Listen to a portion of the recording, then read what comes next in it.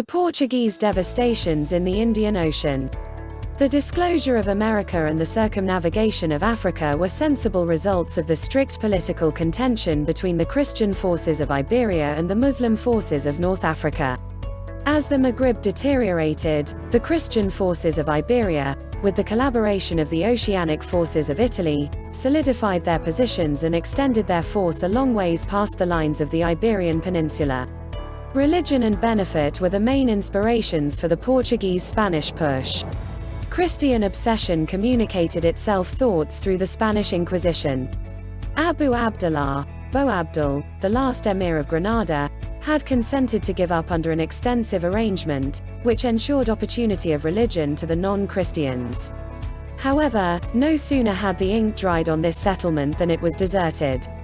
The Inquisition was let free, first on the Jews, at that point on the Muslims. There was supported obstruction, yet it demonstrated vain. A portion of the Muslims covered up in collapses the slopes of El Pajara close to Granada to get away from the Inquisition. They were pursued down and annihilated. In 1502, the Spanish ruler gave a declaration to oust the Muslims. The contention was not kept to the Iberian Peninsula. It gushed out over into North Africa. The Christian Iberians longed for vanquishing North Africa for their confidence. Pope Alexander VI separated the world into two ranges of authority, one for the Portuguese and one for the Spaniards. As per the Pope's declaration, the Portuguese moved along the Atlantic coast, while the Spanish zeroed in on the Mediterranean coast. The benefit thought process was not a long ways behind as a main thrust. Europe had since a long time ago longed for opening shipping lanes to India and East Asia. The results of Asia flavors, silk, material, metalwork, ivory, iron were in incredible interest in the Mediterranean, and the exchange was exceptionally beneficial. Since the 8th century, Muslims had controlled the shipping lanes to India, Sumatra, and China, and the abundance of such urban communities as Alexandria and Basra in Iraq depended generally on this exchange. The city provinces of Italy, Venice, Genoa, and Naples purchased these items in Alexandria, and offered them to the remainder of Europe, making colossal benefits and developing wealthy simultaneously.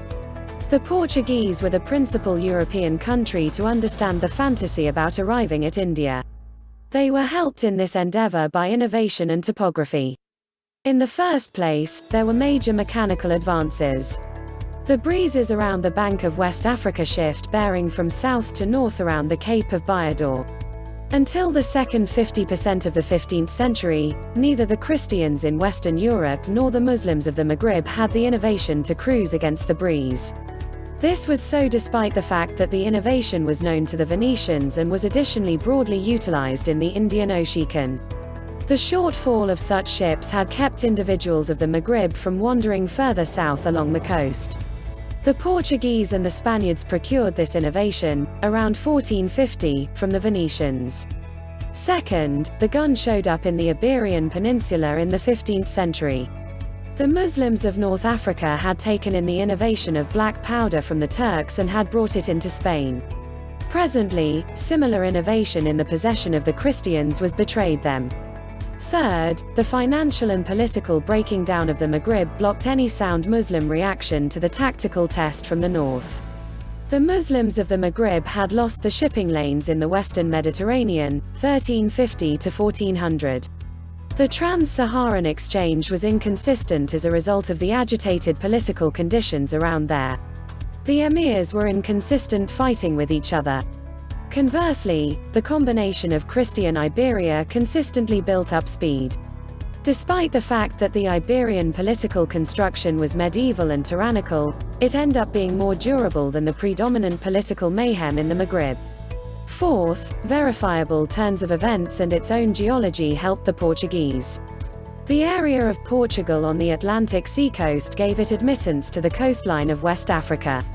Portugal arose as a brought-together country after the Crusades of 1236 to 1248, over 200 years before Spain was brought together under Ferdinand and Isabella and Granada was won. Political cohesiveness gave the Portuguese a decisive advantage over their opponents in their rush to the Atlantic Ocean. Contacts with the Muslims of North Africa had shown the Iberians that there were flourishing African people groups south of the Sahara, where gold and ivory were ample. The stories of Timbuktu were heard in the souks, markets, of Tangier and Ceuta. The draw of African gold coaxed Europe. On the off chance that the Maghreb could be avoided via ocean, it would profit the Iberians in their essential military encounter with the Muslims, and simultaneously, dispose of them as go-betweens in the rewarding exchange with the Sudan. The tremendous stretch of an area from the Atlantic to the Indian Ocean south of the Sahara was known as the Sudan. In both Lisbon and Madrid, the investigation of the Atlantic shore of Africa got the most elevated need. The Portuguese captain Tristão effectively crossed Cape Baiador in 1434. This was a benchmark accomplishment. In 1441, Portuguese boats assaulted the shoreline of southern Morocco. In 1443, the island of Tristão, later to acquire reputation in the Atlantic slave exchange, was caught. In 1456, Senegal and Gambia were visited. In 1472, the Portuguese captain Sequeira arrived at Benin in Nigeria. From that point, Portuguese journeys pushed them forward in a persistent mission for the southern tip of Africa. The course around the southern tip of Africa to the Indian Ocean was not obscure. As ahead of schedule as 1406, the incomparable Chinese Muslim admiral Zheng Yi had cruised the Indian Ocean around the Cape of Good Hope toward the western bank of Africa. Yet, he had turned around prior to exploring northwards to Morocco and Europe. In 1496, Vasco da Gama accomplished what Admiral Zheng Yi didn't. He circumnavigated the Cape of Good Hope, and, guided by a Muslim mariner Ahmed ibn Majid who was an occupant in East Africa, cruised with the northeasterly storms to arrive at the shoreline of Malabar, India. The occasions of the most recent decade of the 15th century, in particular the victory of Granada, 1492, the disclosure of America, 1492, and the effective journey around Africa, 1496, delivered the energies of Europe. The Muslim presence in Spain had suppressed Europe for a very long time. Not just had Europe gotten away from the juggernaut of the Muslims, it had thusly attracted a circle around the Muslim heartland West Asia and North Africa. It wouldn't have been long until the noose would fix. History had changed. East Africa was a piece of the more extensive Islamic world. The Indian Ocean was a vast ocean handled by Arab dhows, Indian multi-pole sails, and Goliath Chinese boats. The littoral urban communities of the sea gave open business sectors to the trading of products from the distant of Asia and Africa. The African seaboard carried on an energetic exchange with the shores of Arabia, Persia, India, Sri Lanka, Indonesia and China. Fares from East Africa included gold, ivory, cola nuts, palm oil, rhino tusks and iron mineral. Imports included flavors from Malabar and Indonesia, completed iron items from Bijapur, cotton products from Bengal, silk from China and Persia, marble and incense from Arabia. As an outline, iron mineral was traded from Kilwa, Tanzania, to Gujarat and Bijapur, India, where it was purified into iron. Al-Masudi records that the Indians made brilliant swords with this iron. A portion of the purified iron was traded to Basra, from where it was dispatched to the metalworking businesses of Iraq and Syria and prepared into Damascus steel, an alloyed item utilizing the high-temperature, very plastic properties of steel.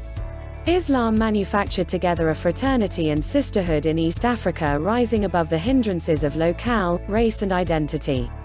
Exchange and travel brought about intermarriage among individuals of the Indian Ocean seaboard.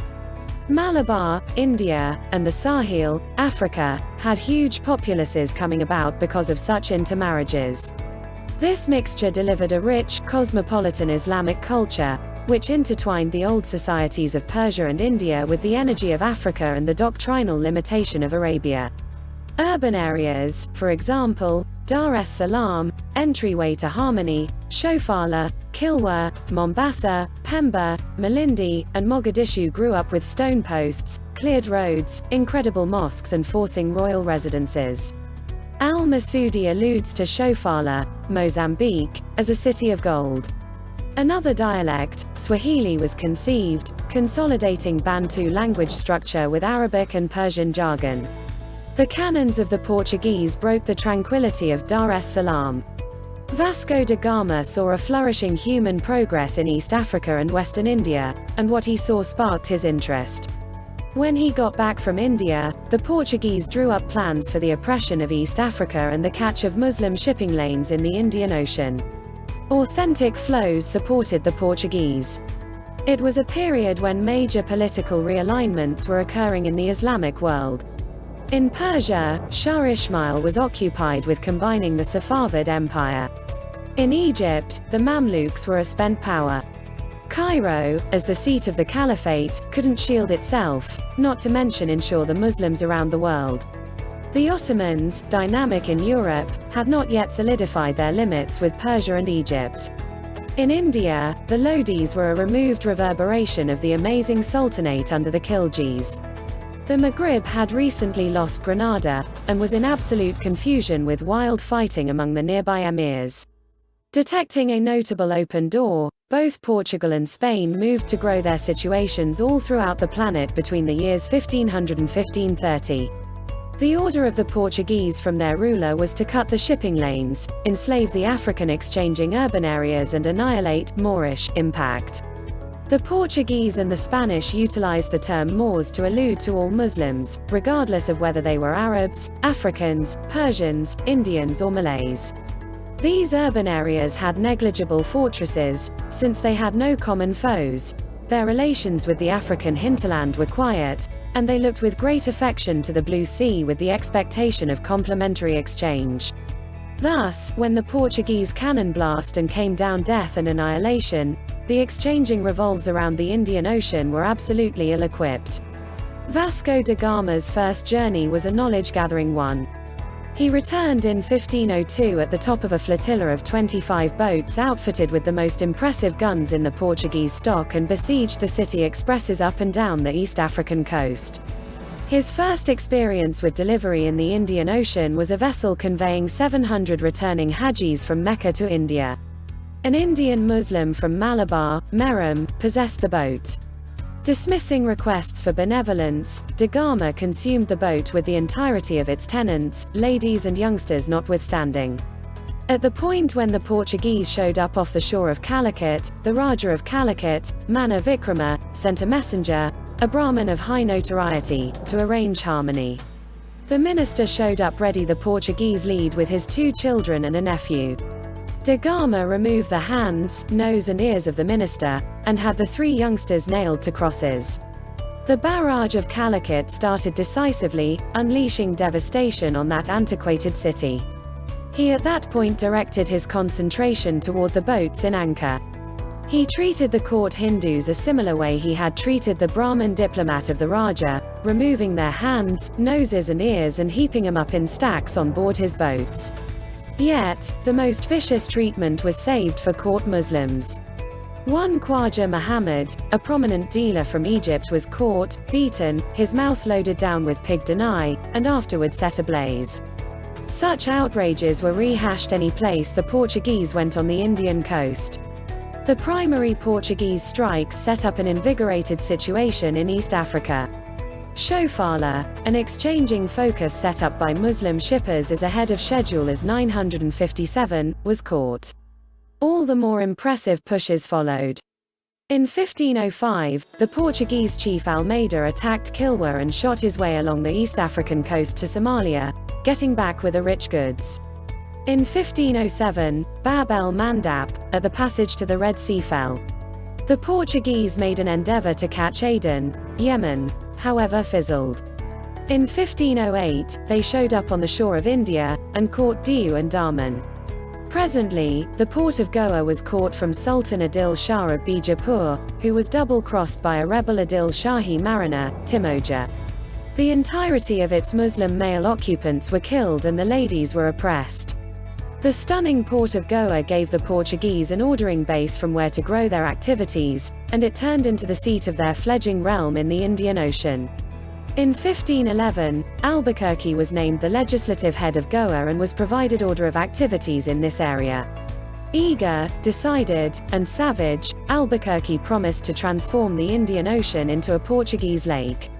In 1512, an incredible armada sent from Goa showed up at the Straits of Malacca, Malaysia. Malayan obstruction was brave, decided and urgent. However, the more prominent capability of the trespassers demonstrated definitive, and Malacca fell. The control of Malacca gave the Portuguese a stranglehold on shipping lanes between the Indian Ocean and the Western Pacific, China. In 1515, Albuquerque caught the Straits of Hormuz in Persia at the passage to the Persian Gulf and finished his victories by involving Muscat and Bahrain, 1516. Inside a range of 15 years, the Portuguese had obliterated the flourishing city territories of East Africa, caught key maritime posts up and down the Indian Ocean and the Arabian Sea, involved the passages to both the Red Sea and the Persian Gulf, and upset the exchange that had moved from India, Sumatra and China to West Asia and East Africa. When flourishing urban communities on the African seaboard became phantom towns, brutality, avarice, ill will and heartlessness took over exchange and participation. Portuguese contempt of Muslims was unbounded. Any place they handled, their first targets were the Muslims. The Inquisition was founded in Goa against the two Hindus and Muslims, and guidelines were dropped by the Portuguese lead representative that no Muslim was to be recruited, despite the fact that the domain of Goa had been a piece of the Sultanate of Bijapur, and had an enormous number of Muslims in it. The worldwide Portuguese test didn't go unanswered. In the period 1261 to 1517, the Mamluks of Egypt were the overseers of Mecca and Medina. The Caliphate dwelled in Cairo. The Mamluks, as caretakers of the Caliphate, were compelled by a solemn obligation to help Muslims around the world. At the point when East Africa and Gujarat, India, sobbed for help, Mansur al-Ghalib, Mamluk Sultan of Egypt, sent an amazing armada from Yemen into the Arabian Sea, in spite of the way that the Mamluks themselves had genuine monetary troubles. In 1508, this armada crushed a solid Portuguese power off the shoreline of Chaul, close to current Karachi, and continued to lay attack to Diu, in Gujarat. The Portuguese hung on. In any case, the Mamluk armada was trapped in a rainstorm storm and needed to secure at Surat, which was governed by the Sultan of Gujarat. This scene shows that in the early peace of the 16th century, there was close coordination between the Muslim provinces of East Africa, India and the Mamluk Caliphate in Egypt. The fight at Diu was a defining moment ever. The failure of the Mamluks to remove the Portuguese cemented their hang on Goa, Diu and Daman. They remained there for very nearly 500 years until the Indian Army launched out them in 1962. Occasions in West Asia overwhelmed this underlying push of the Mamluks. Following the Battle of Chaldiran, 1514, the Ottoman Turks progressed into Egypt and took Cairo, 1517. The Caliphate moved to Istanbul and the obligation regarding the insurance of the Muslims gave to the Ottomans. In 1525, Suleiman the Magnificent, Ottoman Sultan and Caliph, sent his Grand Vizier Ibrahim Pasha to Cairo to redesign the organization of Egypt. One of the achievements of Ibrahim Pasha was to stimulate the Egyptian, presently Ottoman, naval force in the Indian Ocean. In 1535, Suleiman Pasha, governor of Egypt, set out with an amazing armada from Suez, drove the Portuguese from Yemen, and showing up in India, laid attack to Diu, Gujarat, in collaboration with the Sultan of Gujarat. The attack was, in any case, fruitless, and Suleiman Pasha got back to Egypt. The safeguard of the eastern shipping lanes took on added significance to the Ottomans when they caught Iraq and the port of Basra, 1546, from the Safavids. The Portuguese directing the Straits of Hormuz barred Basra. Suleiman the Magnificent arranged the barricade to be broken. The observed Admiral Piri Reis, cruised from Suez in 1551, perpetrated substantial harm on the Portuguese posts in Hormuz, Muscat and Oman and advanced toward Basra, leaving his order in Basra. He returned the next year. Be that as it may, he couldn't drive the Portuguese from Hormuz and the bar of the Persian Gulf proceeded. The next year, another naval commander, Ali Pasha, battled his way through the Portuguese barricade and laid attack to Diu along with the Sultan of Gujarat, yet needed to surrender it because of a tempest. Before long, Emperor Akbar, 1556 to 1605, caught Gujarat and made Surat a chief port of fare for the Mughal Empire. Akbar, in spite of the fact that recognizing the Ottoman Caliphate as one, in the custom of the four appropriately guided caliphs, had his own thoughts regarding how to manage the Portuguese. The Portuguese began arrangements with individual Christians in Ethiopia to deny the Ottoman naval force admittance to the Red Sea. To preempt this chance, the Turks involved Massawa, Eritrea, in 1557. In 1560, a Turkish power was collected to recover the Straits of Malacca, Malaysia, from the Portuguese, yet the exertion was deserted because of the inner political circumstance in Malaysia. In any case, through his decided endeavors, Suleiman the Magnificent crushed the spirit of the Portuguese barricades when he died in 1565. The conflict between the Ottomans and the Portuguese for control of shipping lanes proceeded all through the 16th century. Chief Naval Officer Ali Beg cruised from Yemen in 1580, and diverting south from the shoreline of Somalia, attacked Portuguese fortresses in Mombasa, Kilwa, current Tanzania, and Malindi. In 1589, he rehashed this accomplishment, however this time he was halted south of Kilwa by a solid Portuguese armada sent from Goa. This maritime commitment had the extensive impact of saving the East African coastlines in Somalia, Kenya and Tanzania for Muslim impact. Notwithstanding, the Portuguese clutched Mozambique, which turned into a Portuguese province for a very long time, and a significant wellspring of slaves for shipments to Brazil. The Portuguese danger died down towards the finish of the 16th century for four significant reasons. In the first place, the Portuguese had neither the material assets nor the labor to hoard the Indian Ocean exchange. The restricted land space of Portugal couldn't deliver the lumber needed to help an enormous naval force. By 1565, more exchange streamed on Muslim boats than did on Portuguese boats, and Alexandria in Egypt was indeed a prospering general store. Second, Portuguese exchange was monopolistic, with the ruler of Portugal holding every one of the cards, and syndications are naturally wasteful and don't make do for long. Third, the Portuguese decision structure was medieval, with the lead representatives obliged to the ruler, and little scope for neighborhood drive. Also, fourth, Ottoman opposition in the Indian Ocean crushed the spirit of the Portuguese restraining infrastructure. The littoral realms of the Great Moguls in India and the Safavids in Persia turned out to be incredible to the point that the Portuguese turned into close to a disturbance. A more powerful European test was to arise in the next hundreds of years, first from Holland, and afterward from England. The Ottoman maritime exercises were worldwide, and were not restricted just to the Mediterranean and the Indian Ocean.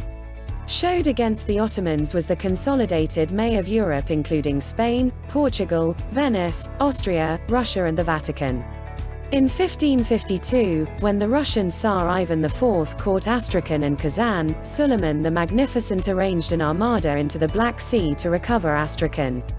King Suleiman had a stupendous vision to burrow a waterway connecting the rivers Don and Volga with the goal that Ottoman soldiers could sidestep the contradicting Safavids in Persia, and travel through the Turkoman regions around the Caspian Sea to the agreeable domains of the Mughal Empire in India.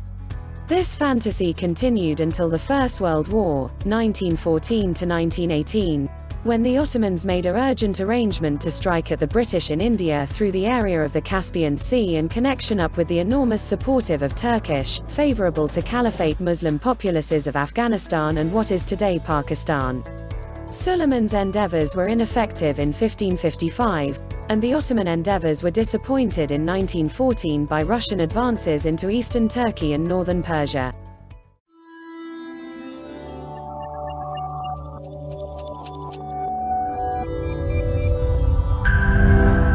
If you enjoyed this video, be sure to give it a like and subscribe to Life is Often if you haven't already. Click the bell icon to stay updated on all our latest content.